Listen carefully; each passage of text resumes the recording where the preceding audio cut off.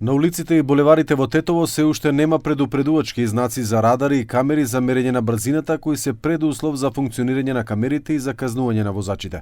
Често дури и вертикалната сигнализација е надвор од функција.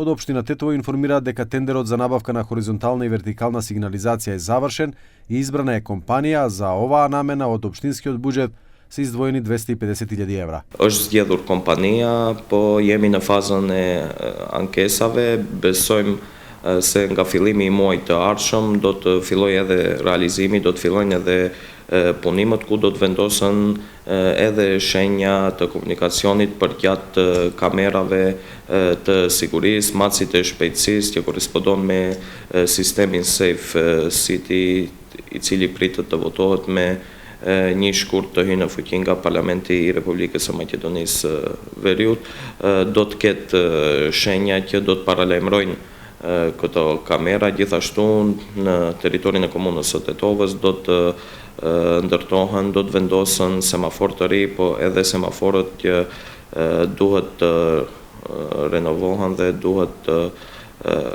rekonstruohen. Собраќајните експерти истакнуваат дека покрај поставувањето знаци пред камерите неопходно е да се постават и по нив, нешто што во моментов го нема.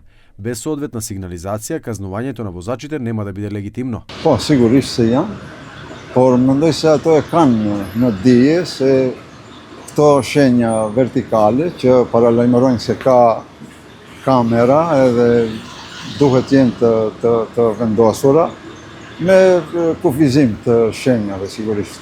Ato kompetentët me siguri e dinë më mirë, por nga sektori për komunikacion rrugor, komuna e Tetovës, duhet ta kemë parasysh se duhet vendosen këto lloj shenjash që paralajmërojnë se afër, domethënë, kemi kamera që e përcjellin e kontrollojnë komunikacionin rrugor.